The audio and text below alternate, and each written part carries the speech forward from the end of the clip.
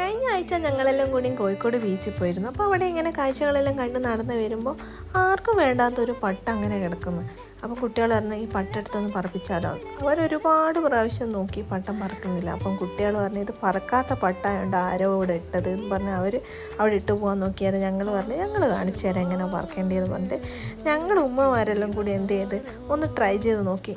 എന്തോ ഭാഗ്യത്തിന് കാറ്റ് കൊണ്ടോ അല്ലെങ്കിൽ ഞങ്ങൾ കുട്ടികളുടെ മുന്നിൽ കുറവാണ്ടെടുക്കാൻ വേണ്ടിയിട്ടോ പട്ട നല്ലോണം പറന്നു.